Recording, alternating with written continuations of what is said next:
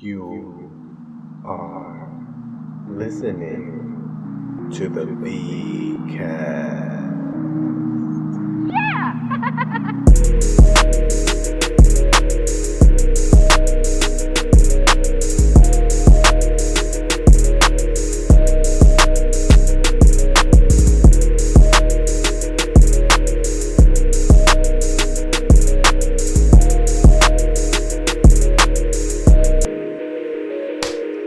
And I'm back in the building.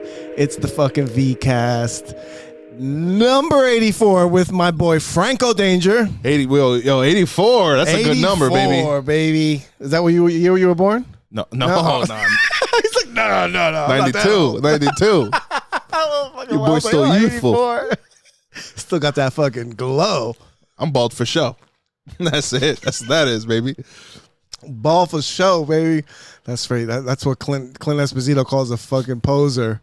He doesn't like the fake baldies. Yeah, I don't like that either. Fuck that, bro. Fuck that, bro. Like, rock your Vegeta hairline. Yeah, you know what I mean? If that shit's going push it all the way back out, nah, dude. Oh my god, man. Yeah, man. What a fucking day. Hell yeah. That this turned out to be. I didn't even expect to be going up, but we're here at the Dojo of Comedy. Another great night of comedy. It's a 10:20. We're here drinking. Yep. Good shit. We just did sets. We're feeling good about it. Popped off. We made people laugh. It's a beautiful industry. Yeah. I like it. Yeah. I'm fucking excited. A lot of shit going on. I just got back from Austin, Texas. Bro, I want to hear all about that shit. Danny called me. Did he? He called me. He called like, you. Yo, you're not going to believe this shit. And I'm like, yo, what happened? He was telling me about the rain Bro, in the alley. Let me tell you something. This is multiple points. Austin, Texas. Let me start off by this. You ever been to Austin, Texas? I want to go so bad, bro. Book it, bro. Just book it. Go for like a weekend. Make it like your own getaway or something, and stay for like a Saturday, Sunday, Monday, and come back on Tuesday. Beautiful fucking time. The comedy scene out there is everything that everybody's talking about. It is. There's just comedy clubs everywhere. So Austin, Texas is like Montclair, but with sky rises. Wow. Okay. And a lot of homeless people. Okay. All right. That was the fucking shit I was saying at open mics down there. That Austin is so dope that you don't even need to book a room. You could just go down there and lay down anywhere you want. You could just sleep wherever. Funny. Nobody fucks with you. That's like funny. They're used to stepping over you. Yeah. If you're hungry, you just ask somebody for food and they'll give it to you. Like it's like because it's very liberal. It's a very liberal part of Texas. You know, so it's like a weird. It's like a blue mix. Bubble. Right, yes. I heard that. Yeah, it's like a mix, but it's not just an empty. Like it's not just blue bubble. Like there's a lot of fucking red to clash with it. So there's a good balance. Okay, that's what makes Austin even better because that's cool. It's not lawlessness. Yeah. You know what I mean? Like it's not too progressive where you're like everybody should do whatever they want. Like there's still a little bit of. So it's like Central Jersey. Yeah. Right? Where it's like there's like some like the new generation's like, yeah, you can't say this anymore, but like their uncle's still like, what are you their uncles are like, yeah, it's kind of like that. And it's like, it's a good balance. Yeah, there's always some like, even if you're far left, there's always a far right within 20 meters. I like the balance. I like not to tip the scales too far in one direction. It's never good. And I feel Austin has a good center. You know what I mean? And there's so much to do. Obviously, the food is fucking great. Big hub for live music. Yeah, I heard. Like live music. And I've never been to a concert in my life. Wow. Okay? Yeah. I've never been to a concert. I've never had that musical connection. And one of the nights that I was there, I went to the Creek in the Cave, like one of the first nights I was there. And this guy opened with guitar, right? This guy, I think his name is like Dozer or something. I fucking hate that I get his name wrong. I ended up telling him later. I was like, bro, I've never like been into music. Like I listened to rap music growing up. Made me want to be a thug. That was like the connection I had with music. But the way he was singing songs and he fucking connected with me. I was like, oh shit, music makes you feel like this. This is Beautiful. why It's beautiful. people go to these concerts. I always just thought, like, why do people go to fucking concert after concert? Like, it's so crazy. That's crazy you say that. I've been craving loud music. Oh, I want to God. feel loud music. Yeah, bro. man. I would say you go in there, they're playing instruments in all the bars. Every bar has like a band going on. Yeah. Oh, most bars have open mic nights. That's like crazy. there people are doing bar shows. There's 4 comedy clubs in like a 2-block vicinity, like legit comedy clubs. There's Sunset, which is Brian Redband's. There's Comedy Mothership. There's the Vulcan, and then there's Creek in the Cave, and they're all like right there. And then there's all other, like bar shows. And so if you're just doing open mics every day, like you're there in the midst of it. And I stayed at a fucking hostel. Wow. Bro, people are like giving me shit about staying in the house. Everybody kept cracking jokes. And I was like, bro, why does everybody want to shit on my parade? Like, they're like, you're going to get roaches. You're going to get, It's a bed. like you're going to Was it get. bad? It was everything that everybody said it was going to Really? be. It was but it was very exciting. And the place that I stayed at was cool. Okay. Like, even though there was problems, and I'll tell you about that. That shit is wild too. Okay. Like that. But I know Like we want to off get yeah. No. I'll tell you here. Okay, I don't want to deviate from like the Okay, comedy, got you. the Okay. comedy aspect. That's all Sorry. just like random Texas Yeah. shit. You know what I mean? Yeah, And okay. it's like Texas is fucking dope. There was a horse in my room. Almost. I seen a fucking horse fucking riding the scooters. They got mad scooters out in Austin. Oh, okay. I Yeah, thought, like electric scooters. Bro. Oh, that's a fucking. my brain thought you were serious for a second. I was trying to picture it. Man, 1 horse, 4 scooters. They got more. They got fucking. I only saw 2 horses. They were at a red light as I drove by in a red light. I was like, "What the Red fuck light, is dude. this?" They had a blinker They on. just at a red light. Yeah, I was like, "This is crazy." He went like this when he went to turn. He put his fucking. He was real safe. No, but crazy. there's comedy clubs everywhere. Okay. That Comedy Mothership has like, it's a very touristy area. Okay. Like a lot of bachelorette parties. Wow. A lot of bachelor parties. A lot of people coming from overseas. I was very surprised by how many Asians there were at the hostel that were like legit Really? fucking from China or from Taiwan. Okay. Like they just were traveling and they go by themselves, and like people, that's where they go to hostels because you could talk to other people. You're not going to be alone and shit. And I was like doing shit with strangers. Like we were going for scooter rides. Really? Yeah, bro. We went to go see like bats and stuff. Damn. It was pretty cool. Went to go see bats? Yeah, there's a bridge in Austin. Okay. Right? And there's bats that live under it. Really? And at night, at sunset, it's like a tourist attraction. Everybody goes and lines up on the bridge, and when they come out, it used to be like 30 million bats. Whoa. And they would come out, and it'd be like a spectacle. But because there's so much construction going on now in Austin, the population's down to like 3 million.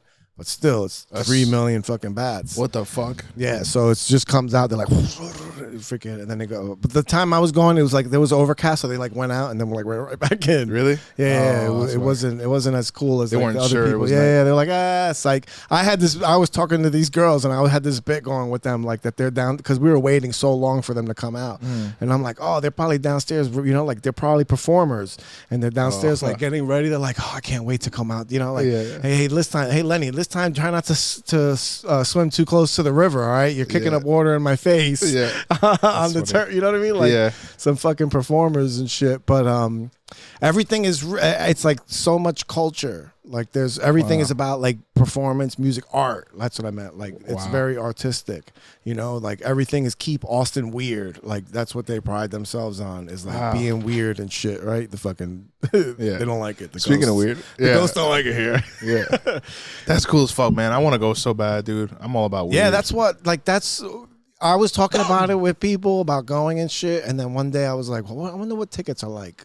And I looked at the tickets online. It was $188 for a round trip ticket. Wow. And I just booked it. Damn. I just booked it. I was like, I'll figure everything else out afterwards, but I'm going there and then see what happens. People are like, you don't have spots set up? Like, are you going to do shows? I'm like, I don't know. We'll see what happens, Like, I'm just going. I'm going to be there, And my plan was to hit open mics and stuff, but I got a little bit touristy, especially like the first couple nights. Like the first night I was day drinking with Danny. Okay. Because we went to go get barbecue. So we had Terry Black's barbecue. You told me about that too. Yeah, the minute we got off the plane, like we'd like tell the Uber driver, where's the good barbecue? He was like, Terry Black's. We were like, take us there. Wait, did you guys set up a flight together? No, Or you know, it just happened to be that way. We talked about it, and then because Mike told him that I was going to Austin, and then since Bobby Kelly was going to be there, Danny wanted to go, and then he asked me what flight I was on, and then he just bought a ticket on that flight. Oh shit! So then we went on the same flight. He was like right across from me. I fucking have a picture of him sleeping, like all fucking knocked out, and then then he had somewhere that he was staying, but we like met up for lunch and shit a couple times, but we always met up at night for comedy. I'm very happy Danny went down because I was going down like by myself. Yeah. And when I found out he was going, I was like, yes, it's nice to have a fucking. Oh, and the best thing too, bro, is that Danny's one of those people that when he gets happy, he gets fucking happy, dude. He's like a puppy. Yes. And it's just, it brights you the fuck up. He gets excited about shit. Oh, yeah, my, he gets I giggly. love that. Yeah, giggly as fuck. Oh my God. Yeah, That's just contagious. I love it. Yeah, yeah, because it reminds me of like that wholesome feeling when you're, you know, like when you were a kid and you just had fun with your friends. Exactly, dude. You know, and it wasn't like fucking trying to be cool or trying to put like this or that on, you know, like you're just fucking having fun and being silly. Dude, he would call me, like if he calls me, right, based on his energy, I would not be able to tell if he just won $5 million or if he has the funniest dookie joke he's ever written in his life. Using the word dookie. Yeah. Not even poop, shit, caca. No, he'd be Dookie. like, dude, oh my God, bro, I found the best way to meet the dookie. And you're like, what? 5 million? He's like, yeah. Danny's a good kid, man. He fucking love makes me happy. Yeah, that's one of the few people I talk to on the phone. Yeah. Like have phone conversations with. Yeah, he's one of the few people I have phone conversation. He calls me and I answer. Yeah. And I'm like, "What's up, Danny?" And you know, and it's never an empty call. It's never like just checking in on you. No, he doesn't want to. He doesn't give a fuck how your day's going. He calls with a purpose. He calls you and he's like, "Okay, eggs, yes or no?" You'd be like, wait, what do you mean eggs, yes or no? He's like, "Benedict for me." And you're like, hold on, time out. What are you talking about? And then it'll just go, it'll off to the races, dude. He's a class act, man. Dude. I fucking love it. Did he tell you what he did after his set? No. Oh my God, I'm gonna tell the story now. Oh yeah. Because he fucking his alarm went off in the mothership in the main room. Fucking kid has a great set, and then gets off and his alarm rings during the show. And when everybody's phone is in those boxes, those I don't know what they're called. Otter? No, I don't know. I forgot what they're called. They're like and you keep them with you. It's like a little bag. It's a little bag, and then it has like this thing on top, and you just go to your fucking. You have to turn your phone off, and then you go to your seat with this bag in your hand. Yeah. And you just hold it. But you know what? It was real weird because I didn't know what time it was. I bought a ticket to the Brian Holtzman show. Okay. Right? Holtzman's Heroes. And I sat all the way to the side of the stage. Okay. And this was Saturday night. So there's no open mics yet, like for the mothership. All we did was like regular Creek in the Cave and Sunset and shit. And so I sat for the Brian Holtzman show, and they put your phone in the bag, and then like while you're waiting for the show to start, I'm like, what time is it? Like it's so crazy that I didn't know what time it was. It was fucking driving me nuts. That's wild. You know, but you know what? It was good because then I was like really paying attention to what was happening out there. Like I was looking at the way they were. Oh, that's all right. Thank you very much. Oh, I appreciate it. The service here is impeccable. So I was paying attention to what they were doing, like how they were operating, so that I could bring ideas back for here. Like I already talked to Mike about some things, like making sure everybody wears T-shirts. Like they have T-shirts that says crew because it's a mothership. So like they're crew of the mothership. That's cool. So I'm like, we're the fucking dojo. Everybody should have shirts that say sensei or like instructor or something. You know what I mean? Like everybody should be, you should be able to know who the employees are. Yeah. And like the way like they had everybody line up before the show and checking tickets like they didn't check your tickets right away. They just checked your ID and put bracelets on. Then they came back later and then checked everybody in and sat everybody so you can get all the groups together. Okay. Because it's tough. Sometimes when people come in, they come in big groups, but they all bought individual tickets. And you're like, you didn't plan for the bigger group, you know? Okay. So, you know, they just did a whole lot of shit that I was like, damn, this is what a real pro club. Like this is... right next to the Comedy Store in the Cellar, like these are the 3 biggest clubs in the whole country, right? Yeah. I don't know. I'm pretty sure, like, right? As far as name wise, and the mothership, and wanting to fucking play there, bro. No one's heard shit about the store after the mothership. No one talks about the store. I know, it's so fucking I wonder what that's weird. looking like. So I mean, it's still the store. Yeah, right? yeah, It's still gonna have legendary. its legendary. I'm sure they have sold out shows. Yeah. All the time. I don't know if they're doing it, bro. Every show sells out for the mothership. Like it's Oh, I'm sure. so packed. The open mic, they sell out the open mic. Wow. They sell out the open mic, bro. That's wild. So they do a Sunday and a Monday open mic, right? Wow. And sign up is at 6:30. Uh-huh. And no, sign up's at 6, and then they put the list out at 6:30, right? And then the show starts at 7, and they sell it out, and then it's a 2-part show. So the beginning is an open mic, 15 comics, 3 minutes each, and then the second part of the show is the crew show, where they have like all the door guys and stuff like that. Then they go up, and then that's the end of the show. And then like the host is like a regular at the club. So you sign up for the open mic. There's no cap, so everybody could sign up. Then they just randomly pick names. Oh shit! And then they fucking put the list out. So 2 days, Saturday and Sunday, I go look at the list. No name. I'm like, fuck. All right, whatever. So I'm like pretty resigned to the fact that nothing was popping for me that weekend, you know. Yeah. And then I go, and then when you got to sign up for Kill Tony, you sign up in the alley in the back. There's an alley in the back of the mothership, and there's 125 comics, and they said it was a light day. That's usually like 200-300. Wow. Right. So this is 125 comics is a lot of fucking people cracking jokes at the same time. Like on everything that happens, everybody's reacting. Like some dude fucking dropped. He was sitting on his bike.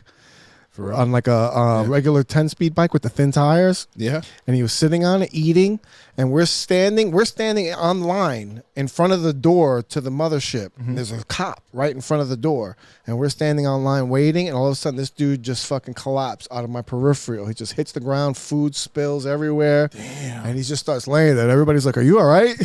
The cop comes over checking on him. He's like, "Oh." For real? Yeah, he's like, but he was fucking, I don't know what he was on. He was hammered. And he just laying there. Oh shit.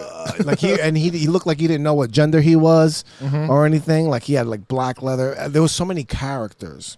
People that came with gimmicks. Yeah, yeah. Right? One guy wrapped his middle fingers up like this, so then he was walking around like this. That's wild. And bandages. Yeah, and everybody had the same reaction. They were like, Red Band came out and was smoking a cigarette and was standing there, and he walked by, and Red Band was like, "The fuck is this? Why are you doing this?" That's fucking wild.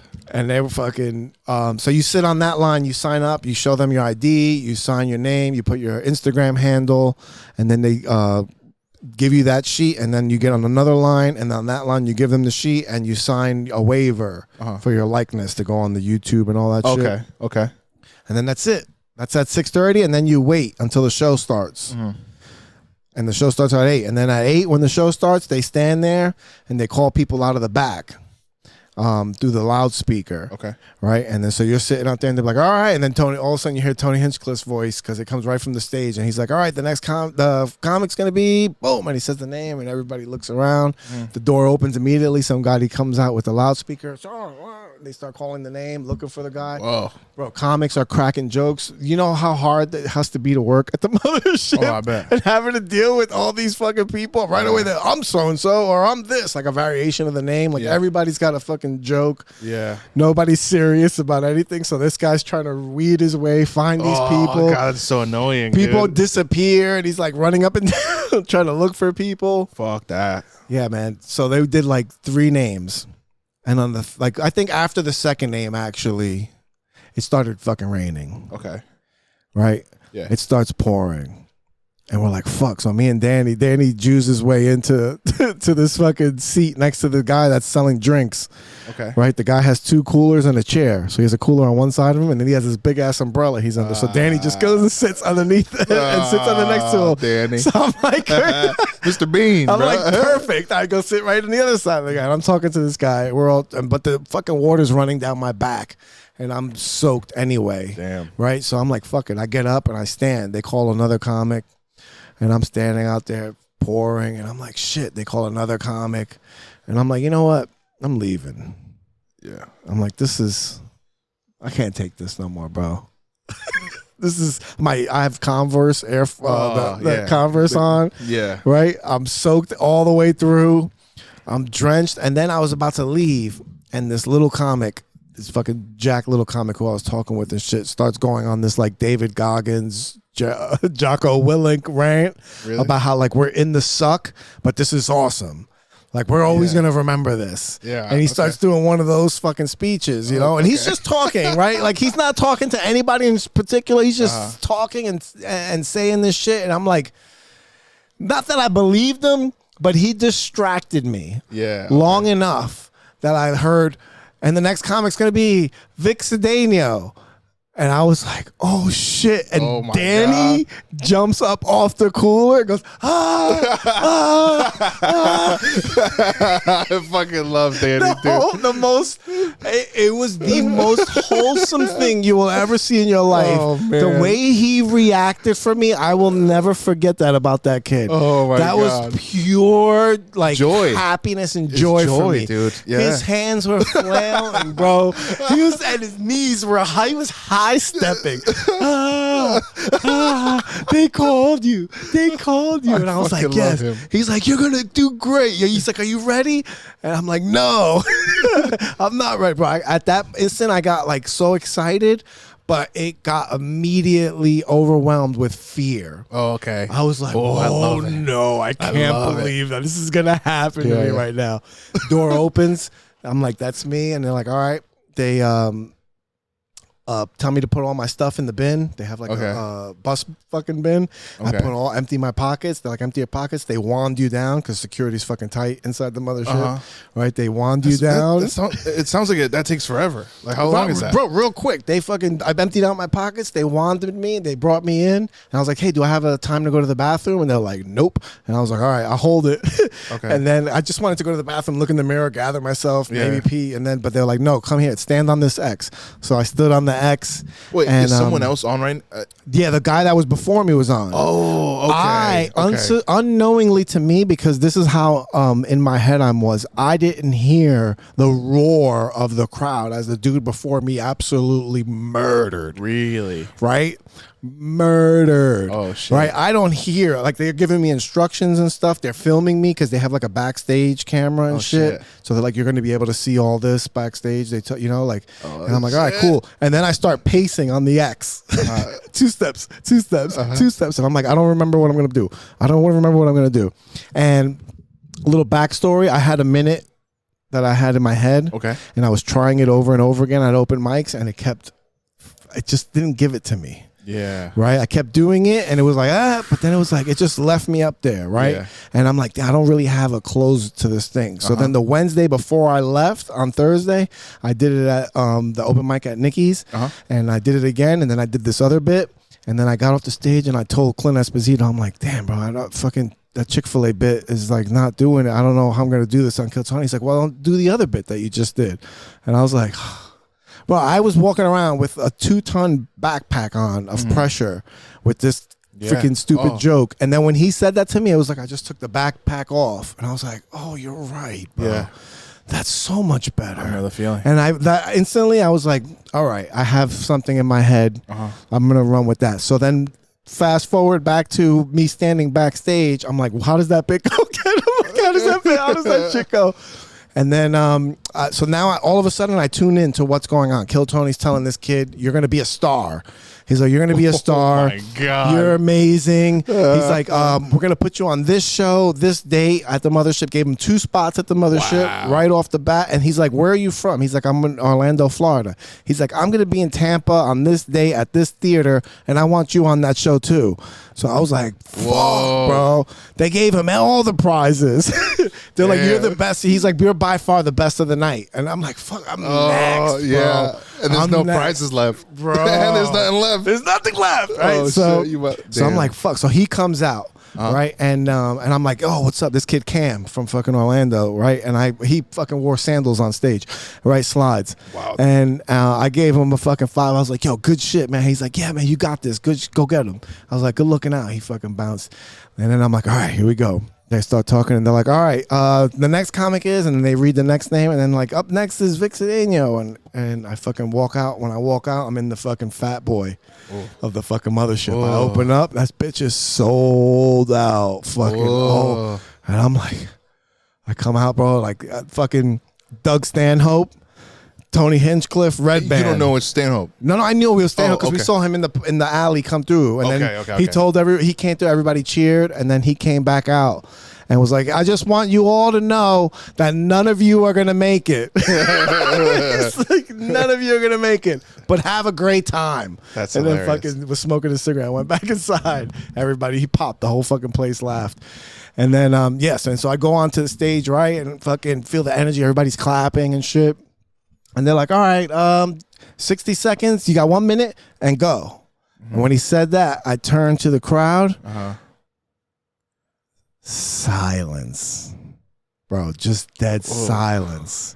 But this is Like before you waiting. do a joke. Before he says go, and I turn and look, and that 1 second felt like a long time. I really took that fucking silence in. Yeah. And then I went into my fucking shit, and I go da da da da da da da, punchline. And I was like, oh shit, da da da da da da da, punchline. I was like, oh shit, da da da da da, punchline. I was like, oh shit. I looked to the left, Stanhope. No. Tony Hinchcliffe, like nodding, like, hell yeah. and fucking Red Band like this. And I was like, last punchline. And then I was like, that's my time. My man, dude. And then, bro, and I stopped, and I was like, I looked at them, and fucking Tony Hinchcliffe's like, all right, 45 seconds. Oh, shit. Immediately, Stanhope is like, 45 seconds, better to be under than over. Yeah. And I was like, yes, thank you, Hell yeah, Stanhope. dude. And then fucking they started asking me questions, and then that part was a fucking blur. I choked so hard on the question of what do you like to do other than comedy? Mm-hmm. Dude, I had the golden opening to be like, I love watching pro wrestling. Okay. And connected with Tony on that. And I'm just like, I just do comedy. I've seen people do that a lot. And then even Tony was like, what else do you do? Like, because he knows. And I'm just like, I smoke weed. And he's like, all right, and what do you do when you smoke weed? I'm like, I just stare at the television. I don't even turn it on. I just stare at it. And then everybody fucking laugh. Like, I got saved. That's dope. I got saved. I was like, I don't even turn it on. I just stare at it. And he fucking laughed. Yeah. And then they were like, all right, what about a relationship? Are you in a relationship? And I'm like, I'm divorced. And Tony's like, oh, what happened? And then I'm like, I did a fucking bit. I did one of my bits when he asked me that. And I'm like, I don't blame you. Like, yeah. Get it all in there. I don't blame you. Yeah. Get it all in there. I was like, get that 15 seconds. I got my 15 seconds back. That's the cash back. Yeah. I was like, I'm divorced. And he's like, what happened? And I'm like, I found out she was cheating on me with 3 guys. And he was like, oh. And then the whole crowd was like, oh. And I fucking, as theatrical as I could be, turned to the crowd. I was like, hold on. I was like, I'm lying. She's a very nice girl. I just say that so you guys take my side of the story. And they all fucking laugh. And Stanhope goes, ha! Yeah. He's funny. I gotta piss. I guess something walks out. That's hilarious. I was like, fuck. And then that was it. I don't know. He asked me a couple other things and fucking that's so walked dope, off stage. And he gave me the notebook. He was like, hold on, let me grab that shit. Oh, you got it? Oh, shit. I'm not fucking around. I got it. Oh, shit. We're going to cut to the clip right here. That's it. Damn. Little leather notebook. It's like handcrafted by Bonsai. Bonsai. I've always listened to the podcast. I never watched it. Yeah? KT, yeah. I mean, I've seen like clips. Times. Yeah, I watched it a couple times. Kill Tony. That's pretty dope, man. But they got like, I was checking out the community online because I'm like waiting for this to drop. Yeah. So now I'm like, I joined the Facebook group, the Kill Tony Facebook group, because then I want to see what everybody talks about afterwards. Yeah. I hope I don't get fucking murdered in the comments. I mean, but whatever. It doesn't matter, man. No, it doesn't matter.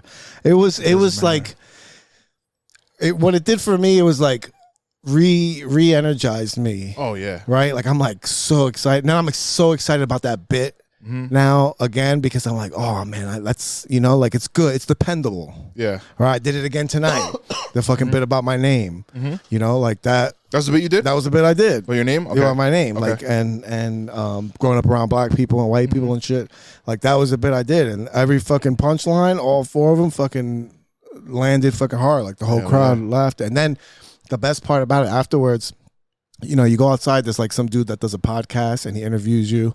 I will talk to that kid Cam that went before me. I was like, you fucking took all the prizes. I told her, like, because everybody knows, like, if you do good, you get the notebook. Yeah, the big right? notebook. And then when you come out, they're all looking at your hands. Oh, okay. Right? To see what you got. Yeah. So like there was like 3 kids that came out before that came out with nothing. And everybody's like, oh, how'd it go? He was like, they were like, I'm like, all right, whatever. And then fucking Cam came out, and I told, so when I came out, I put the notebook in my back pocket, and then I put the gun. They gave me this fucking airsoft gun, Okay. like a glow in the dark airsoft, like a yeah, really the nice gel blaster. fucking gel blaster. Yeah. Some fucking. I guess they're a sponsor or something.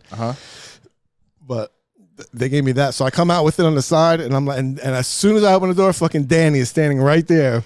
I bet. With his grin, he's like, "How did it go?" And I was like, and he's like. And like I let him have that one pause of doubt where he was like standing with his mouth open. Then I reached back and took out the notebook, and he was like, "Yeah!" He fucking lost it. He was like, "Yes!" Then this dude came running over. He's like, "Hey, you want to do an interview with us?" Because they have like this podcast where they interview the people that do the Kill Tony, like as soon as they come off stage and ask them about it and shit. So I did that interview. And then Danny's like, all right. I was like, you want to leave? And he's like, yeah, all right. So Danny's like, bring me back to Creek in the Cave so you can get a ride back home. I'm like, all right. So we walked to Creek in the Cave, met up with these girls that we met online, and I start walking with them back to the strip, back to the fucking bar. And then as we're leaving the Creek in the Cave is off of 6th Street, which is where the main street is. So Creek in the Cave is on 7th. So 7th isn't as busy as 6th. 6th is like the party central where all the bars are. So we get down to 6th, make a right, and I start walking on 6th. And what had happened was Kill Tony let out. Okay. Right. So all the audience that was at Kill Tony is out in the streets, and I'm walking through them, and they're like, "Oh man, you had a good set. Oh, that was such a great job, man. Oh, you were my favorite. Oh, like, and I'm walking with these girls. That's dope. Yeah. Oh boy. Yep. Bro, the whole street down. I was like, this is... Then we found, like, we went to this bar and talked to the bartender, and I put my notebook and my gun on the thing, and he's like, oh, you did Kill Tony, man? I was like, yeah, I did it. He's like, good shit, man. You got the notebook. He fucking bought me a beer. Wow. He's like, I go to the show every time I get a chance. That's crazy. I'm like, bro, they love comedy down there. Yeah. Bro. They so like fucking that love town, it. like that town really embraces Kill Tony's like their fucking. It is, but you know what it is too? It's just that there's a lot of tourists. And there's a lot of tourists that come, like Joe Rogan himself has just brought a lot of tourism down. Crazy, bro. Yeah, a lot of people are just going for the mothership experience. It's crazy, bro. It was one of the coolest like experience. This is the first time I ever went on like a vacation by myself. Okay. Too, which I really like wanted to get away, and then just being down there, bro. The scooters, they got electric scooters everywhere. Right, so they just laying everywhere, and you can go on your Uber app and find them. They'll show you where the nearest scooter is. You can walk up to it, scan it, activate it, boom, turn it on, and just drive away on the scooter. So I spent so much money on fucking scooters because I was doing all my sightseeing on the scooters everywhere. I went to go meet Danny for lunch. I Wazed it, see how far it was. It was like a 20-minute ride in a car, and I did the fucking scooter. So it was like a 25-minute ride in the scooter at 50 cents a minute.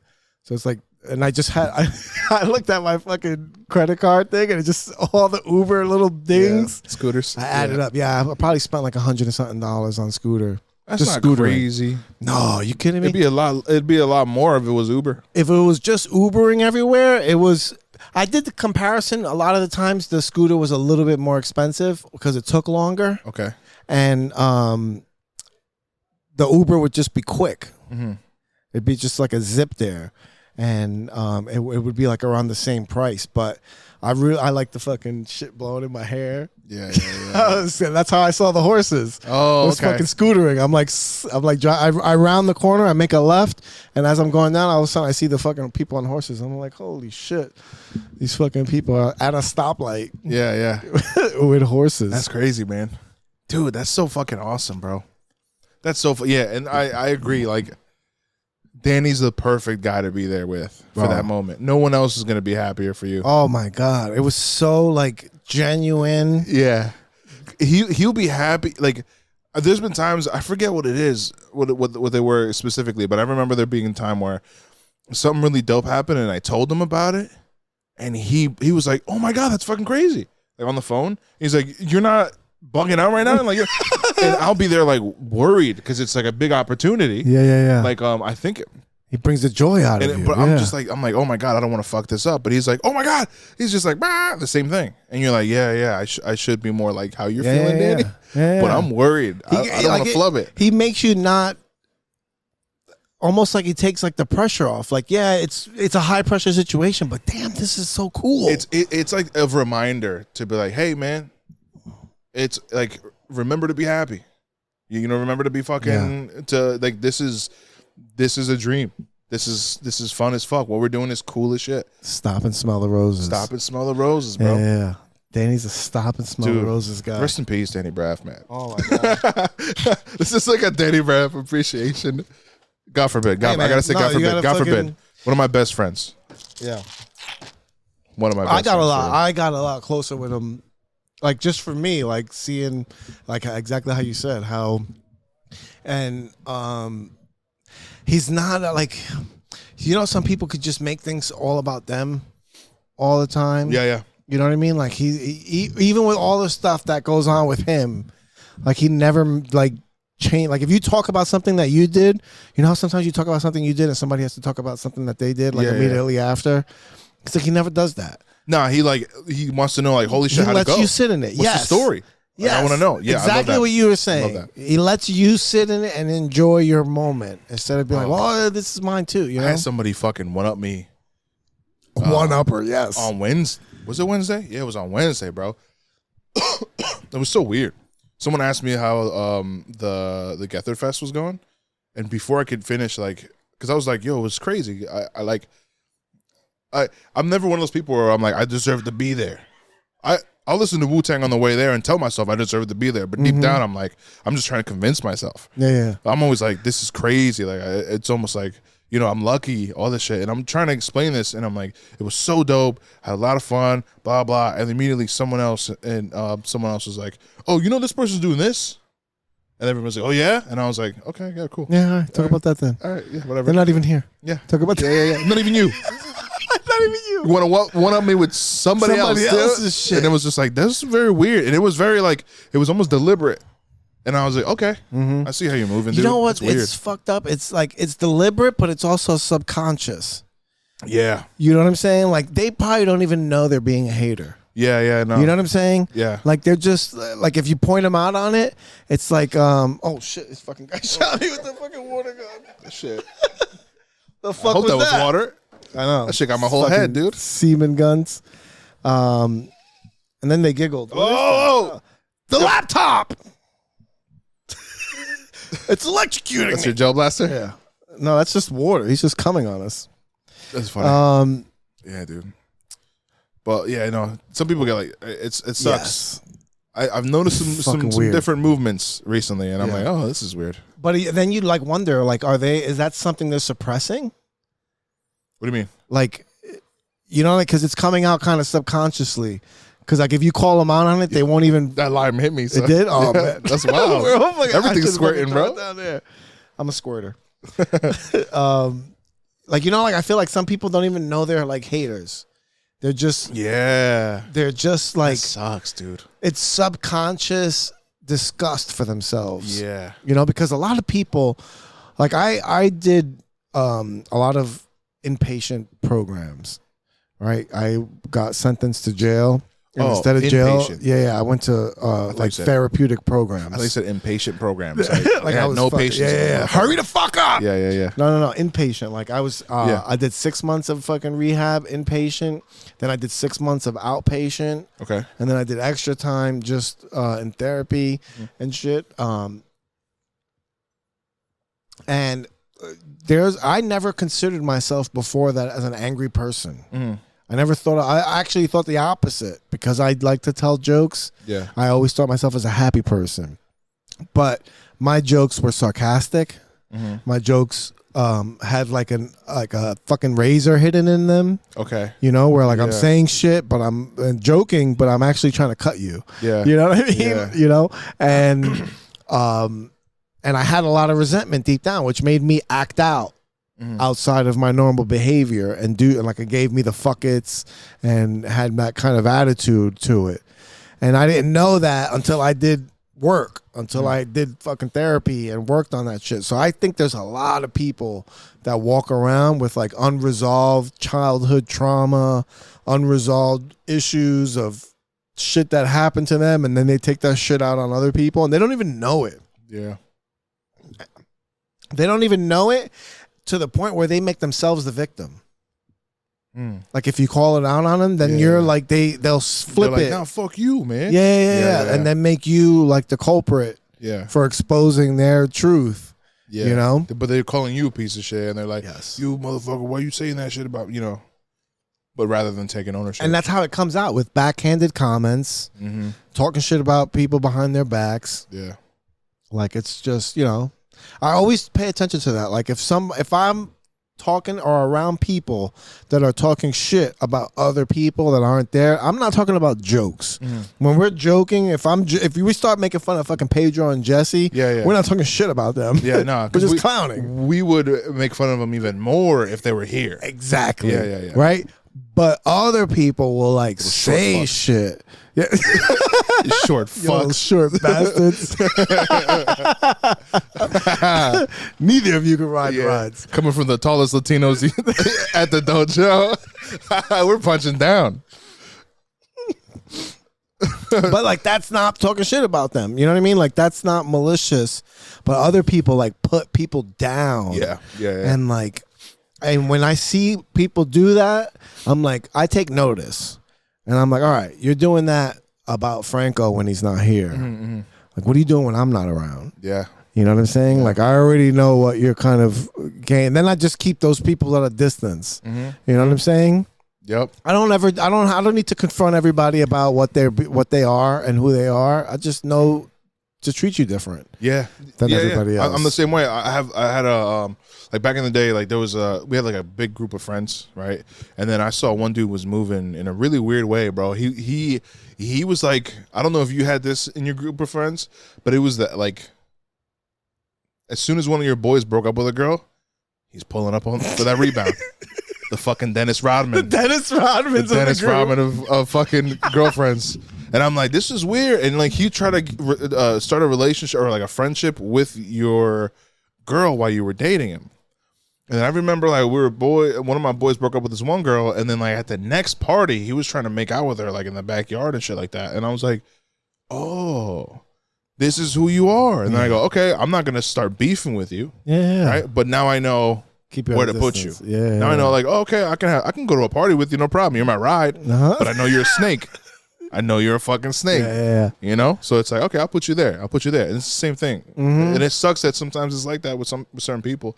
And sometimes it sucks to learn the hard way. Because I'm very like, I'll give them benefit of the doubt. Yeah. Way too many times. You know? But then I'll be like, oh, that's who you really are. But you know what? And I try to tell my daughter this too. Like, I spent a lot of my like upbringing. Like I'm a very happy-go-lucky,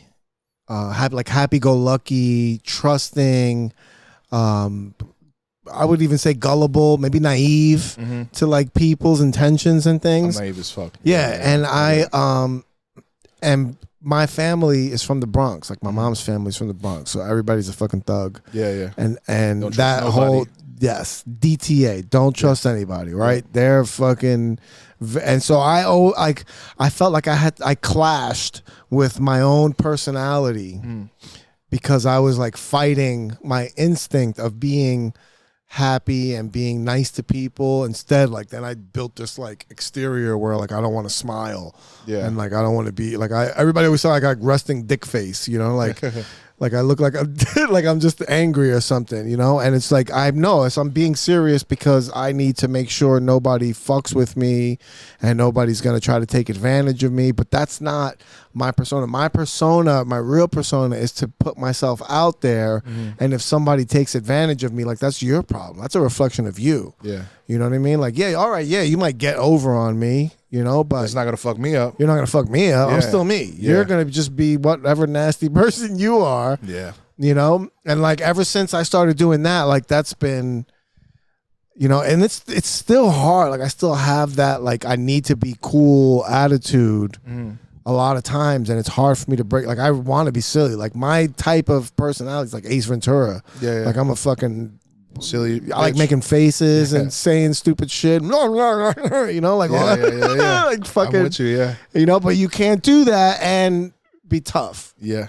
right? So I've been trying to like think about this new idea. Like you can't be a thug and skip, you know? Like I Yeah, wanted yeah. to be a thug so bad, but you can't be skipping down the street. Nobody's Yeah. gonna take you seriously, you know? Yep. And that was like, I always had that class. So that's why I never felt like I fit in anywhere.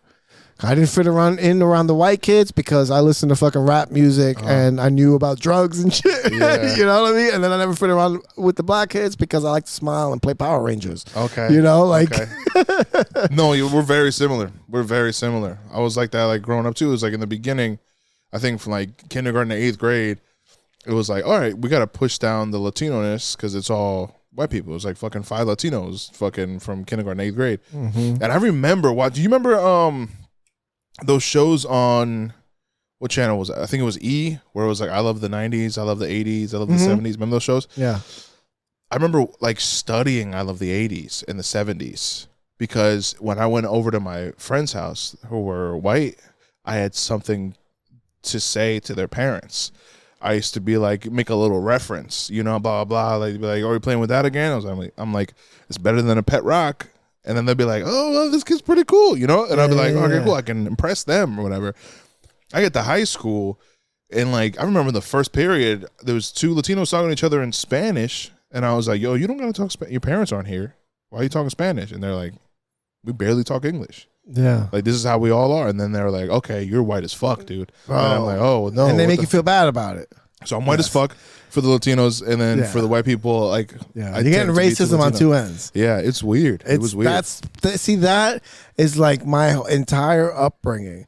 And it was like I wanted to talk Spanish. I understood it. Yeah. Right? Because my mom talked to me in it. My grandmother, like everybody talked to me in Spanish. So I understood it. I just always talked back in English. Yep. Because anytime I talked back in Spanish, they'd make fun of me for my Spanish. Yeah. So I never had space to like grow. I never had space to practice except when I got older in high school. And then I had Spanish class, and I was with all the white kids, but we were learning like Spain Spanish, like proper Spanish. Shit that no one says. Yes, like vosotros and all that shit. You know, like, what the fuck does that mean? Is that? What is a vosotros? Dude? I don't know. Never heard it.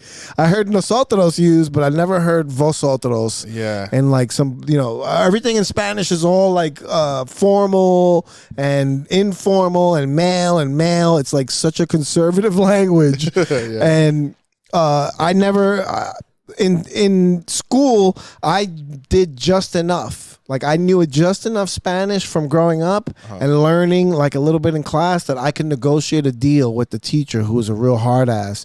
And she was like, "Listen, you could put your head down and sleep in class.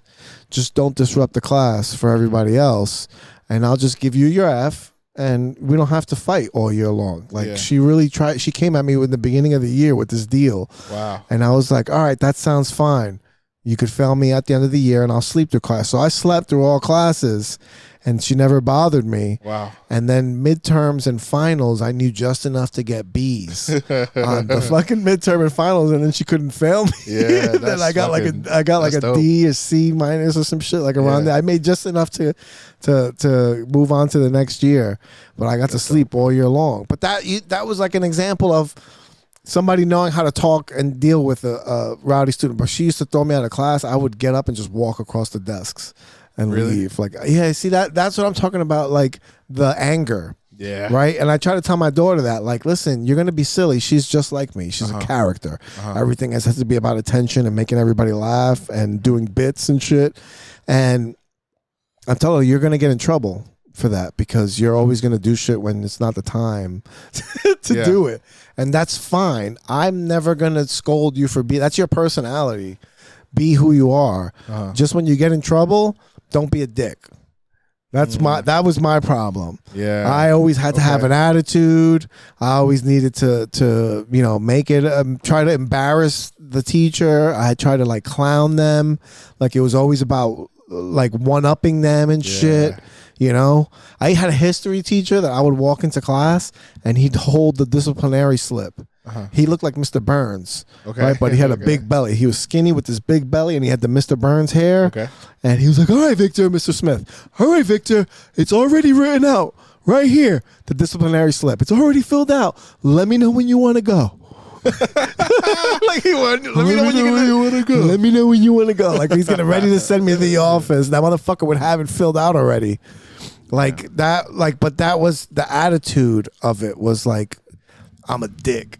Mine was a little different, dude. My shit was like, I used to fuck with the teachers to the point where they're like, all right, man. But like, I was likable? Like, I was inspired by Bugs Bunny. Really? But like, you might like find me really annoying, but you gotta love me. Yes. You know, like it'll be like, oh, like fucking. Like, I don't think I've ever gotten like kicked out. I think I've got sent to the principal once, but like, see, that's what I try to tell. Because it would be like, all right, you know, you're not gonna say anything else, and blah blah blah, and I'd be like, okay, and like, you know, whatever, and like out of nowhere, it'd be like, okay, and then it'd be like, all right, stop. But it was stupid. I remember one time in a fucking in health class, it was like weight training or whatever, and our gym teacher was teaching us like, this is the proper way to lift weights, and it's just like a little tiny ass gym with like hand me down equipment or whatever, and he's like, this is how you deadlift, and he went to go grab the bar, and I went.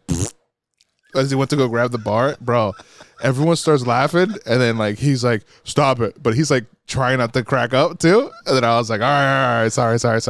And then he went for the first one, and I went like every time he went down, and then he's laughing, but he's like, "All right," and then let go of the bar, and he's like, "For real, I don't want anyone to get hurt." And I was like, all right, you got it, sir, yes, sir. And I was always like that, you know, like I know where to like to stop. But I was always trying to be lovable about it. Yeah. And I remember one time I did like the teacher got really pissed because they were like somebody was on his phone on their phone. I didn't have my phone on me, but I pretended I did. And then she's like, "That's it."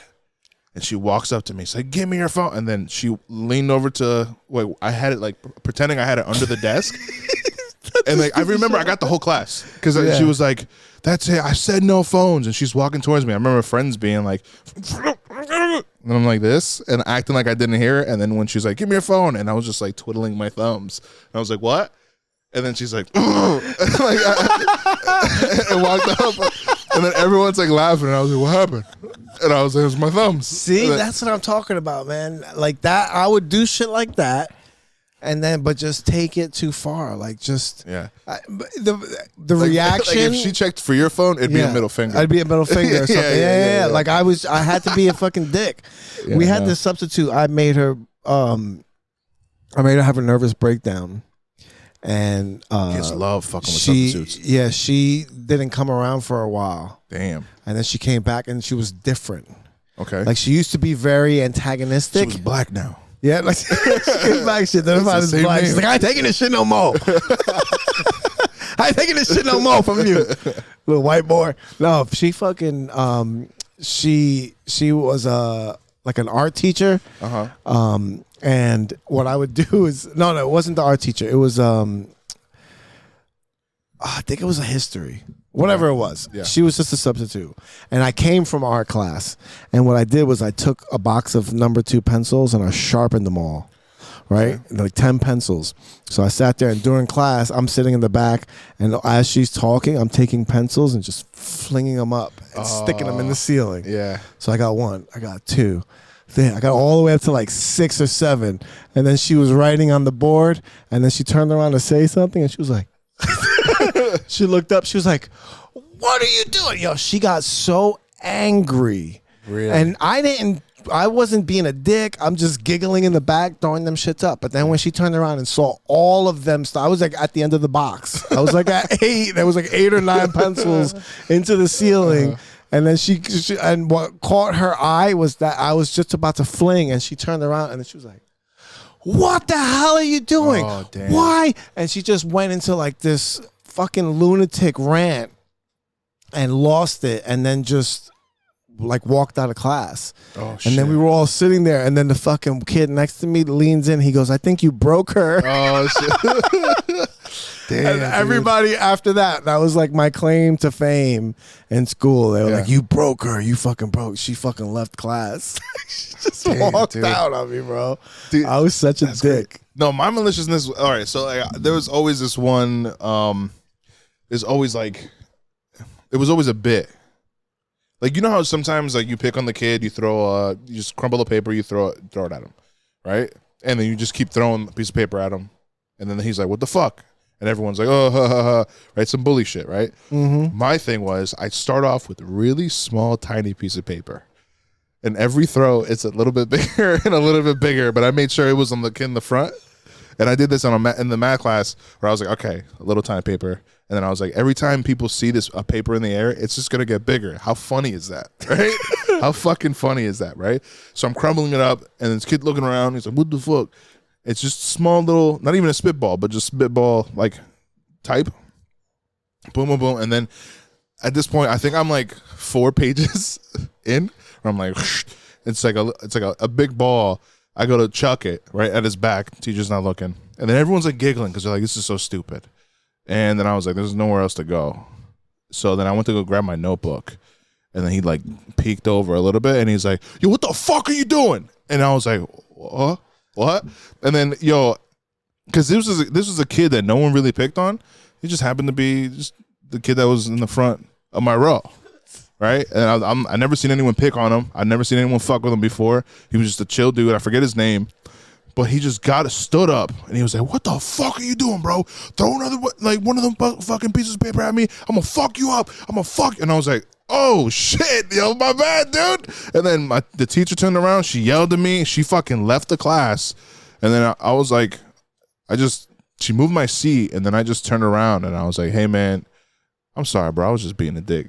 You know what I mean? Like, I never wanted to get someone to that point, but I just thought it was funny to make that little piece of paper get bigger and bigger, because I'm like, that's a bit, you know? It's a bit.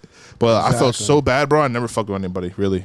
I never fucked with anyone like that much. I used to fuck with people, and then here's a weird thing. I used to fuck with people, and I didn't like.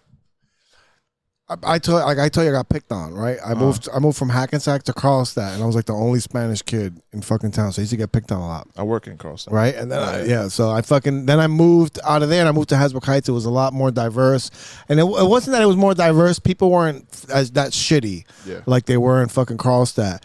But I moved there, and when I moved to Hasbrook Heights, like that being shitty to people kind of stuck with me, you know, and like I was doing that for attention from other people. Like I would clown somebody, but I would never do it like maliciously where I was trying to hurt somebody's feelings. It was like fucking, I forgot who it was. Oh, Jesse. Jesse was like, the way you bully people and still make them like you is so fucking weird to me. Like, I don't know how you do that, where you like he sees how I fuck with like the staff here and shit. Yeah. He's like, you have a way of bullying people and still making them like you. And he's like, it's so fucking odd. And I'm like, it's a gift and a curse, dude. Yes, because it's like, I grew up doing that to a lot of people, but I was always empathetic about how they felt. That's why 100%. Because I know how it felt to me. I'm a very empathetic person. I am very conscious of my behavior and how the things I do make other people feel. So like I try not to do things that's gonna make other people feel uncomfortable. It's just like my nature, you know. Like I'm gonna park away so that I make sure nobody else is gonna be affected by how I park. Everything, everything. So like I'm very empathetic in that. So when I'm making fun of people, I also know that it's making them feel bad. So I want to do something that also makes them feel good. Yeah, you know, like that. I don't hate you because I'm making fun of you, but it didn't always come off like that. Yeah, you know what I mean? Look at this ugly ass motherfucker with a big dick. You're like. The guy's like, oh, okay, all right, I'll let it go. No, I think you probably, because we have that same like instinct, you probably also know who you can pick on and who you can't pick on. Yes. Yeah. Yeah. You go, So okay. if I know somebody's fragile, like we had this kid in our school, his name was Danny Wiener. Okay. All right, Oh, bro. You know how fuck, man. bad it was for him, and I don't know where Danny Wiener is these days. Shout out to Danny Weens. Danny bro. Weens, bro. But in my mind, I'm pretty sure he's gay. I'm pretty sure he came out as gay later on because he was very effeminate. I'm trying so hard. Right? now, He was man. very effeminate, bro. It was very hard. Like I joked on Danny a lot, Yeah. but never viciously. Never where I was like, "You're a fag" or something like Yeah, that. You yeah. know, like it was always like I never made him feel like he was a bad person Yeah. when I made fun of him. I would make fun of how high he wore his pants. You know what I mean? Like there's no need for your belly button to be covered by your jeans. Yeah, yeah. Type of shit. You know, like that stuff, or the way he talked, because he had like a very like like a honk like. Kind of voice, right? So he had like 3 strikes against him. It's like you look at him and you're like, oh, you're a little, you know, back in the day, you're like a little funny, right? Then like you hear his name and you're like, oh, you're really funny. And then like he talks and you're like, bro, get away from me. And then you see Like, his pants. And you're yeah, God like the damn. whole setup was like a big weird thing. But you know, like that was somebody that I also would talk to and not joke with. I would also be nice to them and like make it so like, hey, you know, I don't hate you. Like, it's like I hate you type of thing. It's just you're funny. Yeah. And I like to crack jokes on you. Bro, there was this one dude, it's crazy, bro, thinking about it now. Like, thinking about it now with my adult brain, there was this one kid in high school, dude, who dated a girl. Everyone's like, he's gay, right? Everyone's like, yeah, I'm pretty sure he's gay. But then he's like, no, he has a girlfriend. And this girlfriend was cute as fuck, dude. She, like, I had a big-ass crush on her, right? And then I forgot what class I had with him. And I would always see him in passing because he was at a higher grade than I was in high school. And then I was like, wow, okay, he's got a girlfriend, he's not gay, whatever. And then, you know, it's a small high school. So people just need to talk, something to talk about. So for the week, it was, he's got a girlfriend, I thought he was gay. And people were like, no, he's not gay, he's got a girlfriend. Okay, I guess he's not gay. And then I remember I was in class, I think first or second period, this motherfucker comes in with an iced coffee in high school, and that's wild. In our school, we're like, hold on, we can't get juice, Snapple, nothing, no iced tea. This motherfucker walks in with an iced coffee, sits, crosses his legs, sits, puts his iced coffee in his fucking desk, and he greets the teacher like they've been best friends forever. He was like, "Hi, Mrs. G, how you doing?" Blah, blah, da, da, da, da. And then she's like, well, I'm doing great. I'm blah, blah, blah. And I don't know why I made him black, by the way. How you doing, Mrs. G? How you doing, Mrs. G? No. You gotta fill the corners, bro. Blue eyes, blonde hair, fucking iced coffee, fucking Oh my God. puts it there and just fucking gets ready for class. And I'm like, yeah, no, he's got a girlfriend. He's not gay. But then he finally came out and we were like, oh, yeah. See, we fucking See? know. And you know, I get it. But it's it also did suck that he had to like hide it. For sure. And I hated that, bro. Because I remember at that time being like, yo, I don't know any gay people. And in my head, I'm like, I want to know one. I want to get to know one. I was always curious. My whole thing growing up, and it's always been like, I love people who had like people who have a completely different story than I do. I love fucking with those people. I love talking to them. I love bouncing from cliques. I did that a lot in high school. Always, 100%. I'm like, what are you guys into? You guys into fucking robotics? Oh shit, let me see about this. I did the chess club for a while, and I was like, let me see what these people are hanging out with, or what are they talking about? I love that shit, and I wanted to fucking meet a gay dude. I remember thinking like, I want to fucking, what's that about? Yeah. Like, let me learn about that shit. But then like also it was like, I don't want to tell that to people because then they're gonna like, back then you get made fun of for being gay. Yeah. So it's like I understood the pressure in a different way.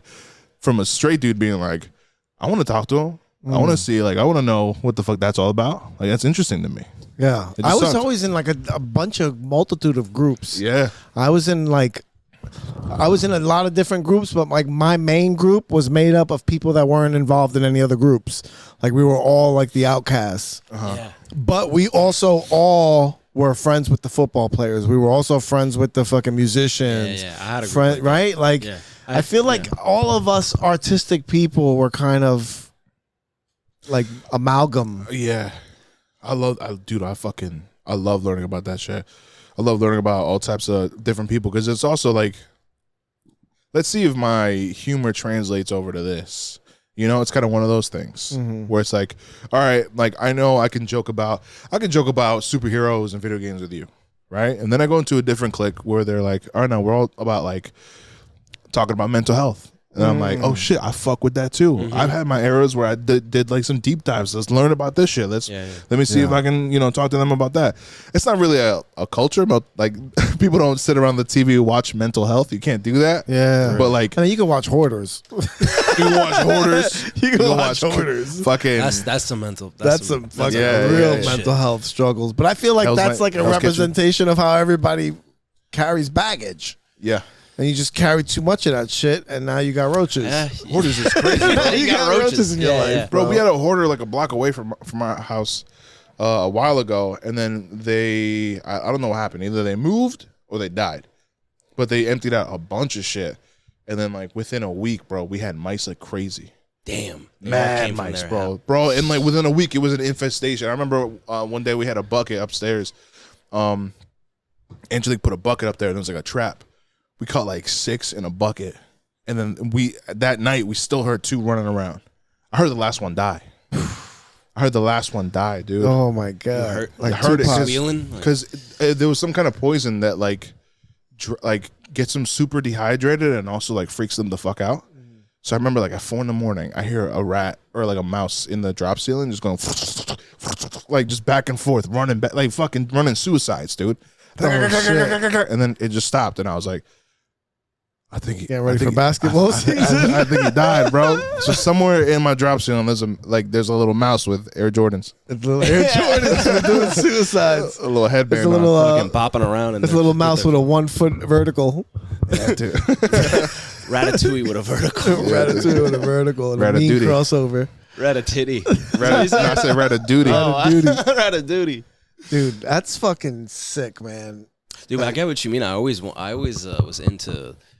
I was always into the mind, like always. It's how the mind works and like decision making and all that stuff. That stuff intrigued me when I was growing. So I was always asking like those types of dudes like questions, like dudes where you're like, you're not a regular guy like us. Yeah. You have way different out there views or not even views, but emotions and feelings that we will never feel. Bro, I used to smoke with the honor students.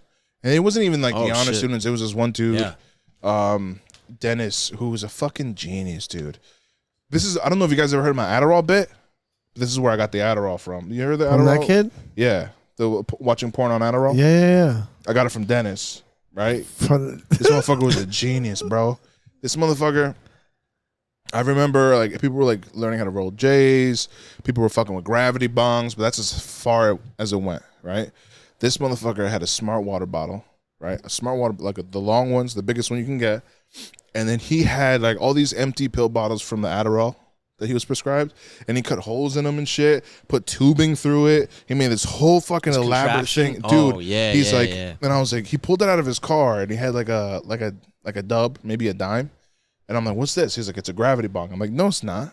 Gravity bong is like, you fucking throw the milk out, you fucking burn a hole through it, pour some water in there, and that's like, it. Watch this. He was like, nah, bro. He goes, this is what happens. It goes through here, like the smoke, it fills up. It goes through here, cools down in this chamber, goes through this chamber. This chamber is filled with water. Whoa. And then it goes through this hose, and then the bottom is filled with water, fills the whole thing up, and then you let it go, and then as soon as you take a hit, he's like, it's like you're breathing air. And I was like, what the fuck? That's science. That's crazy science. That's science. Bro, he did this for fun, dude. Dude. For fun. I was about to tell you that I have a friend who's similar, but he never built a contraption like this. That's insane. I was like, yo, this is like the crazy, MacGyver guy from Half Baked.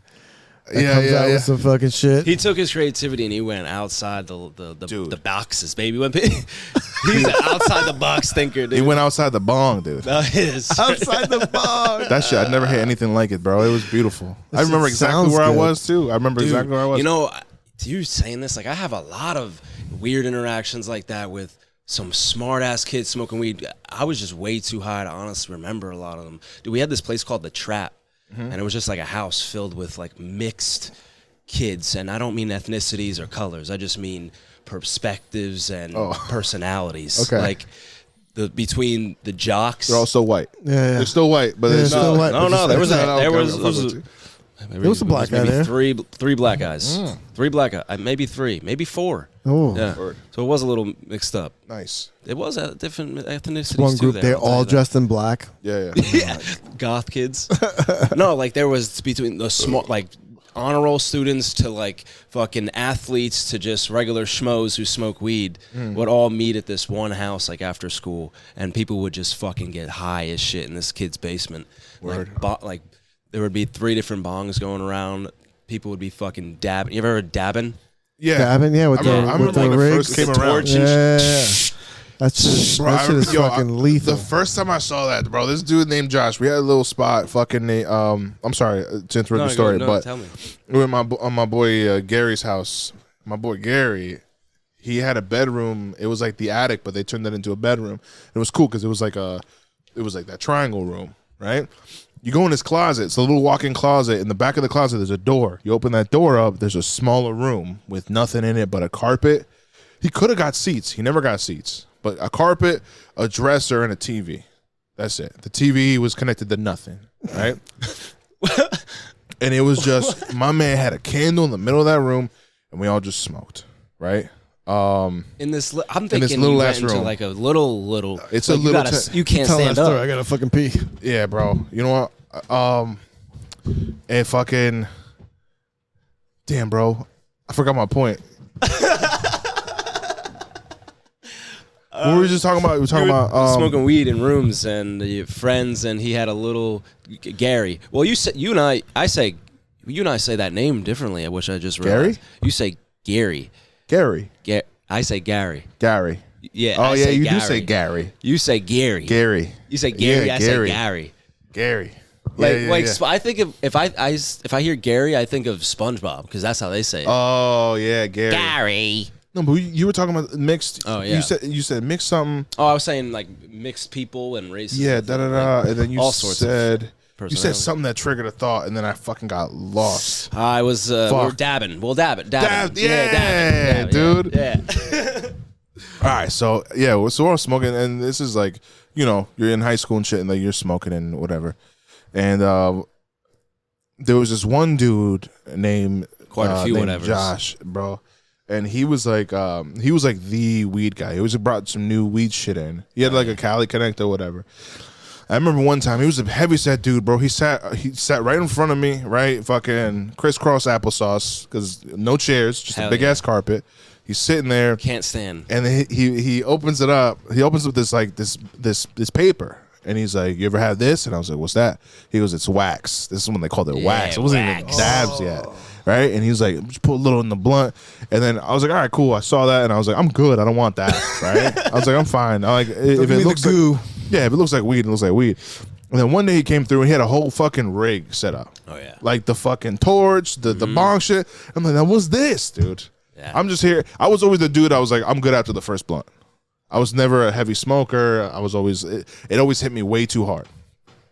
This motherfucker goes, "All right, here we go." Puts the dab shit in, lights the torch, and I'm high. And I'm like, fucking Crazy. keep that torch away from me. And then I'm seeing him fucking burn the shit, whatever, blah, blah, blah. He takes a fucking hit, a big ass hit, lets it go, and just goes, his eyes start fucking, he's just crying, spits everywhere. I can hear the coughs. Like, I can hear the coughs at first were like, all right, these are coughs. And then towards the end, the coughs sounded like they hurt. Like his throat hurt. It sounded raspier. Yeah, he couldn't breathe. In between coughs, he's going, he's doing this shit.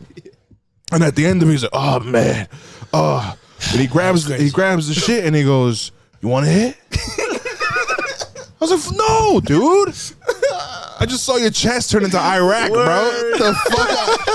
I don't want that shit at all, bro." Yeah. And I'm talking drooling. He was drooling because he was coughing so much. I'm like, "I'm good, bro. Get that bullshit out of here, dude." We used to hit the gas mask at my boy's house. We used to go to my boy's house. He had like this gas mask. He always had the most craziest things to smoke weed with. I had a gas mask that color, the purple. The purple? No, he had a green. That shit looked like a combat gas mask. It was this green, right? Like, and then he started smoking crack, so I don't know why that leads. Nah, I didn't go all of that. I don't know where that leads. Yeah. Get the gas mask on and started smoking crack. Crazy dangerous. Bro, I had a friend, we would all meet in this trap, and one day this kid took a gram of wax, like on 3 separate rigs, and he was just fucking just hits it hot, sizzling, fucking just cracking. I'm like, there's gonna be a fire. There's about fucking 15 of us in this one little bedroom, and this kid's trying to take a gram of wax. At one point, he definitely didn't take the whole gram. Like most of it spilled off, it burned off. But he smoked a lot of fucking dab, dude. 30 minutes later, this kid's on the couch, like on his back, doing shit like this, and he goes, he was like, "I'm chasing squirrels." I was like, "I'm chasing squirrels." It's like, what the fuck, dude? No, yeah, I don't wanna get like that. I remember a friend of mine told me that he stopped doing acid because his final time doing acid, I think he did too much, or it was just a bad trip, and he was at the beach at like 5 a.m. while the sun's coming out, and he said he was just going,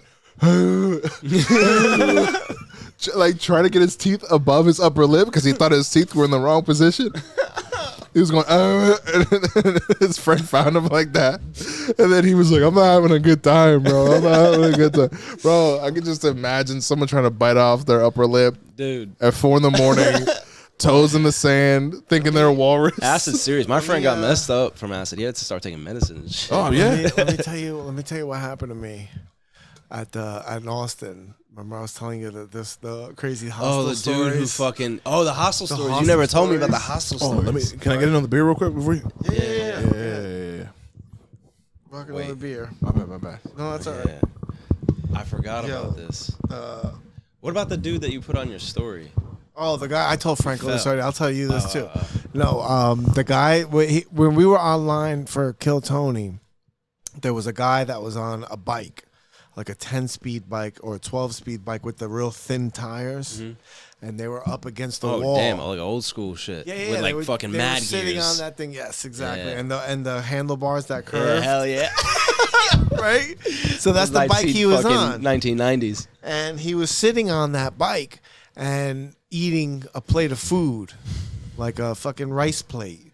And he was eating the food, and we're online in the back door of Kill Tony, like the back door of the mothership. And in the alley. Yeah. We're right, me and Danny are online. We're pretty far up in line waiting to sign up. And we're right next to the door of the mothership. So there's a cop right in front of us. And then there's a guy on his bike, and he's against the wall. And there's 2 lines. So he's on the other line against the wall, and then we're on the other line in front. And he's sitting on his bike, and all he does is just fucking collapse. All of a sudden, he just collapses off of his bike and just drops. The food fucking splatters everywhere. Yeah, no, he just lays down, like where he's just out. And then all of a sudden, one of the other comics, I guess that knows him, went up to him and was like, "Hey, are you all right?" And then the cop is standing right there, so he comes over. That's not normal. And he's like, "Hey, are you all right, man?" And like I said, it's a very liberal town, so the cops aren't like a ball breakers. Really? So they really care about your safety.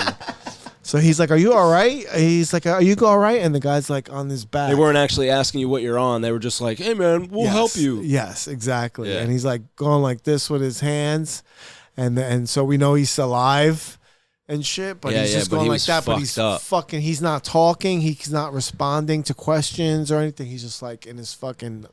In his dome, dude. Yes, and he's just out. And then every time we're like, "Are you all right?" He'd be like.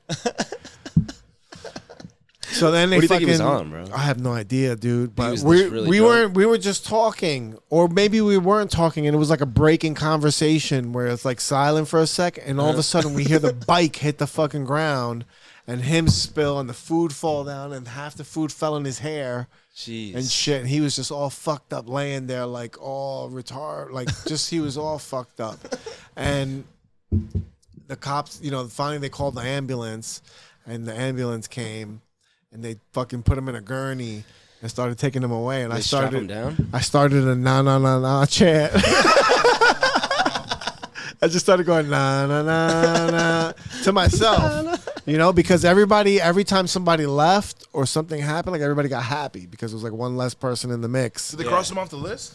Yeah, like if you come out and they call your name and you never respond, then they're gonna call another name. Yeah. You know what I mean? But like they get like one guy took a long time to respond, and they were like at the point where they were gonna start. Like I thought they were gonna call like a name, or something, but they didn't. So because the guy showed up. But when that guy left, we were like, nah, and then the whole way he's on the fucking gurney on the way to the ambulance, and we're like, nah, the whole fucking crowd got it good going, nah. Oh, really? Everyone was saying it? In unison. Everyone. Yeah, I started that shit. Oh, that's what's... Yeah, I fucking started that shit. I did it, and then the guy next to me... No, I did, and then the other guy heard me, and he started doing it, so then I started doing it louder, and then it started spreading, and we all just started fucking doing that thing. Hey. That's funny. Goodbye. Then we got to goodbye, and then nobody did it again. Like it was like nah. Hey. And then everybody was like goodbye, and then we all just stopped. That's good. That was just good. One Classic. rip. That's good. And I was like fucking perfect. Clean. We didn't push it. Yeah. In and out. We didn't push it. Then they put him in the ambulance. They stayed there for a while, and then they fucking took off. But that's the whole place. Austin, there's so many homeless people. They're all fucking asking for money on the street in various ways. Some people are aggressive about it. Yeah. Other people are just, come by. So I gave the first lady I saw, she was like in a fucking one of those motorized fucking scooters. And she was like, "Hey, can you get me a Diet Coke?" And no, she goes, "Can you get me a Coke and a Black and Mild?" I love that's her go-to. Like that's exactly what she wanted. And that was the first walk that I took after I got in and I dropped all my stuff off and I left. I was like, let me go take a walk. And I took a walk and I walked past the mothership and I kept going down to the next block. And on the next block, that lady was sitting on the corner with her fucking thing. She was like, she said, "You got any spare change?" I was like, "I don't have cash." Meanwhile, I had cash on me. And she's like, "Can you buy me?" She's like, "All right, well, can you buy me a Coke and a Black and Mild? They take credit card." And I was like, "I don't have a rebuttal. You're a good salesman." I was like, "I got you." And I went in. I got it for her. I came back out. I gave it to her. And then I walked away. And in my mind, I was like, "You're the last person I'm giving anything to on this trip." Like, I'm already. She got you, bro. You got, I was like, "You got me," and I feel good about this. That's wild, bro, because she wasn't even hungry. She's thirsty and she wanted a Black and Mild. That's it. She and I was like, "You know what? A cookie or I was like, yeah, you know what? I got you. I'm feeling good. I just got here. I'm happy." And then when I walked out of there, I was like, "That's the last person I'm giving anything to." And sure enough, Black and Mild. Sure enough, I would have just an ear pod in my ear and not even have it on or anything. And somebody would come up to me and I'd be like, "Hi, I'm on the phone." And then they would just walk away from you. That's crazy. They're super approaching. They don't give a fuck about you, but they give a fuck about who you're talking to. They were very respectful about the phone conversation. They're like, "All right." They have some empathy. Yeah. They just walk right by it. They're really nice about it. But yo, listen to this. So I'm staying in the hostel, right? My second night, the first night I get fucked up. I get so fucked up that I didn't sign up for the open mic because I'm like, this is not going to be my first impression. Like drunk? Yeah, I started drinking in the day with Danny. And then Danny stopped drinking. I kept drinking all night long. Smart boy. Yeah, Danny's a fucking responsible kid. I kept drinking. So by the time they put out the open mic sign up at 10:30 at night, I felt real buzzed. Yeah. And I was just like, not going to be my first impression. Yeah. Right? So I was like, I'm I'm here for a long weekend. It's fine. So then I woke up the next day hungover. Then I was like, I'm not drinking, but I did drink at night.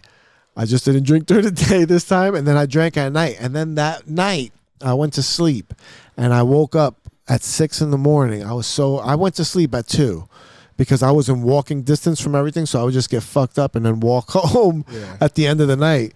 And I go into the hostel and I'm fucked up and I go to sleep. And then I wake up at 6 and I'm, when you're hungover in bed and you don't want to do shit. Yeah. but I fucking had to pee so bad. I was like, fuck, man. I was like, I can't wait it out. I was going to try to go back to sleep on it, but I couldn't do it. So I just was like, whatever. I fucking get up. I'm like, let me go to the bathroom. I'm like, fuck. I'm like, I get up. The bathroom on my floor is broken. It's under construction, so I have to go to the 3rd floor. So I go walking up the steps. I start walking up the steps, and I see a fucking dry erase marker, a green dry erase marker on the steps with no cap. And I'm like, what the fuck is that marker doing there? I go up to the top of the steps. I get to the top of the steps. There's sheetrock bits, like broken pieces of sheetrock on the floor and a picture frame. And I look at it, and I'm like, where the fuck did that come from? I look up on the ceiling. I'm like, was there an earthquake or something? I don't see shit. Whatever. I fucking turn the corner. This is an old firehouse that they renovated into a hostel. Okay. Right? So it's a picture like a school staircase. Right, where there's a landing. You know, it's like all stone steps. Right, but they have all art on the walls. So that's why I was like, where the fuck did this picture frame come? Because all the picture frames are right here for this art. They're all here. And this picture frame doesn't belong here, you know?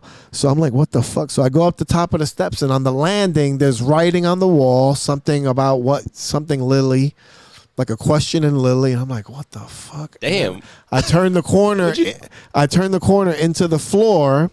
And there's a bar against the wall where they have a computer, but it's like one of those computers where the screen is the computer. There's no tower. It's actually the whole PC. So that thing's on its face like that, and there's sheetrock on top of it. I'm like, what the fuck? I look at the wall. There's a whole circle like that ripped off of the wall of all sheetrock. I'm like, well, that's where the sheetrock's coming from, but who ripped the fucking wall apart?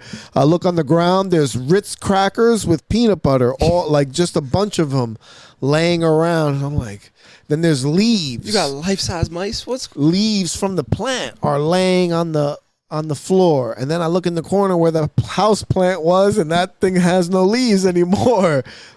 And I'm like, and then there's like mugs, like those cold mugs that have the tops on them that keep the temperature and shit. Yeah. So there's 2 of those laying on the ground, and I'm like, what the fuck? And then I hear crying, and I hear sobbing, like really hard. Dream? No, I'm telling you this.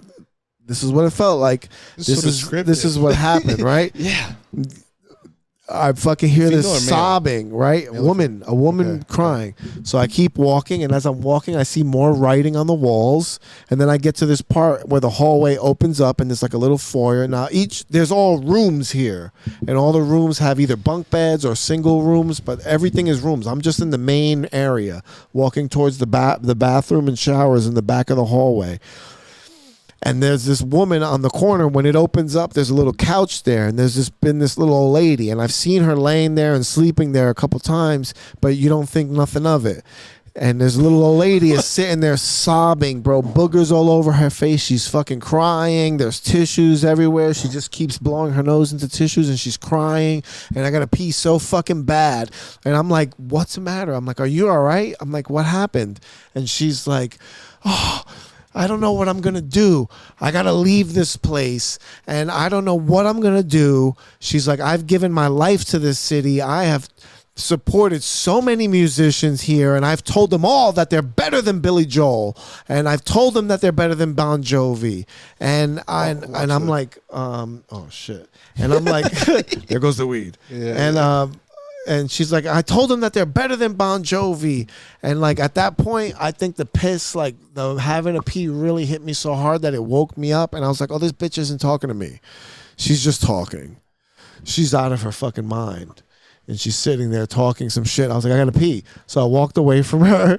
I went and I peed, and I'm in the fucking bathroom peeing, and I'm peeing one of the best fucking pees of my life. It feels so good that I'm like, I just went through all this nonsense. And in my mind, I'm like, God, please, if I go back out there and everything is, there's no writing on the walls, there's no lady sobbing, there's no Ritz crackers on the floor, if everything is just normal, I promise I'll never do drugs again. I'll never do any drugs again. I won't drink. I will be sober. That's my deal. And then I went and I opened the door, and it's like God knew that I was lying to him because everything was still there, right? And that lady was still sobbing. But now I know she's out of her mind, so I'm not very empathetic anymore. I'm like, whatever. So I went over to her, and like she's still crying. And I was like, hey, listen, I'm going to go get some water. You want anything? And she was still babbling about whatever.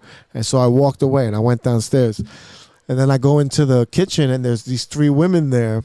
And the 3 women are like all like disheveled, and apparently that lady was harassing them all night. They had a room upstairs, and that lady was fucking sliding the Ritz crackers underneath the door at them, right? And then standing there trying to open the door with her little toes underneath the door like this. So all 3 of them weren't even there together. They were all there separately. 3 women, a black woman, a Chinese woman, and a white woman. Oh, that's a movie. Right? Wow. And they were fucking all separate, but they were all terrified, and they all got their money back and bounced. Oh, we're not staying. They're like, we're not staying here.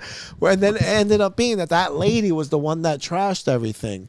And I went downstairs because I started to investigate, and I'm like trying to get a hold of the attendant and stuff. So I'm looking at the computer, and the computer has all the cameras on all the floors. So there's 9 cameras. Quentin Tarantino was filming something. Yeah, there was 3, and then there was 2, and then a black box on the bottom left corner. It was just black. And I look at all the other cameras, and I'm looking at them. I look at every single one of them and what they're looking at, and I get to the bottom, and I'm like, oh, that's the 3rd floor that's missing. And I go up to the 3rd floor to the camera, and I look at it, and then I grab the wire, and I pull the wire, and I look all the wire all the way down, and as soon as I get to the bottom, it was cut. I was like, that fucking bitch cut the fucking camera. Way. So that you couldn't see. So then I told. Why did you have this much access to everything? Well, because it was just inside, like the front. When you go in, you have to go in by key code. There's no workers. There's a worker in the front, but they're not there from, I think it's like 3 in the morning to 8 in the morning, or 4 in the morning to 8 in the morning. There's no attendant there.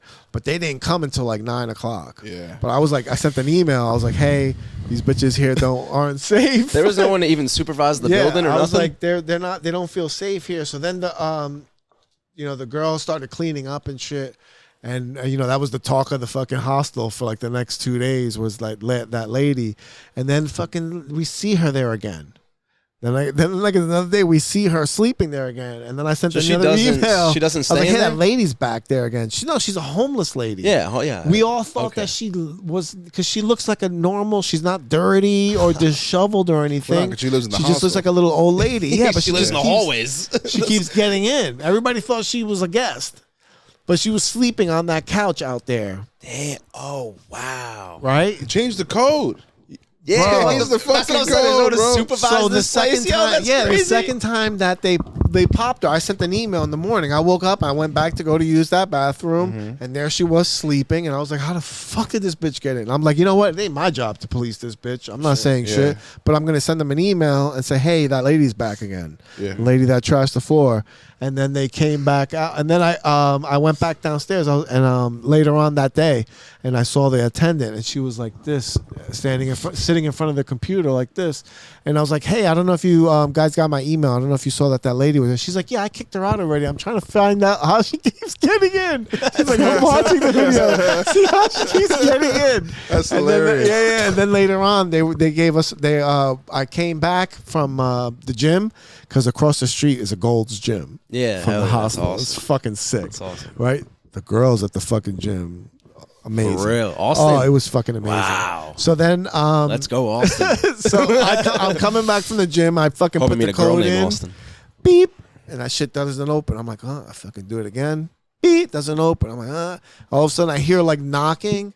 I look up, and the girl in the little area has a new code number. She holds it up like this, and I'm like, oh, okay. And I put the code in, and I open it, and I was like, oh, you guys fucking updated the security. That's so this funny. bitch. Get the fuck out. Yeah, there was another homeless lady that was fucking in the.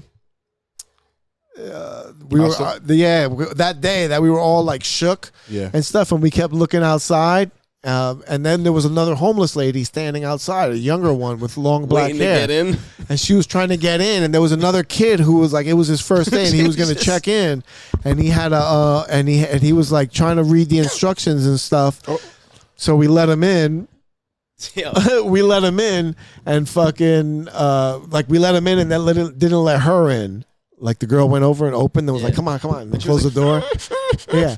And then the lady didn't get in. So then I go upstairs later and I'm having my cup of coffee and all of a sudden here comes the homeless lady. She just walked in. I don't know how she got in. And she sits down with she gets a cup of coffee because, there's like communal stuff. She grabs a cup of coffee and a book. This is a sick place. Just a random book. And she sits there and she starts reading the book and he's drinking coffee. And then all of a sudden the attendant comes in and she's like, excuse me, do you have are you staying here? Do you have a card? And she's like, oh, no, I'm not staying here. She's like, well, then you got to go. You can't be here. She kicked her out. Then the coffee and the book were just there. Someone keeps giving her the code. It was great. Yeah, dude. Someone's giving her. She got someone on the inside. That's just snoops, like, all right, here you go. They're snoops. But don't come in my room. I got to wrap this bitch up. I got to get out of here.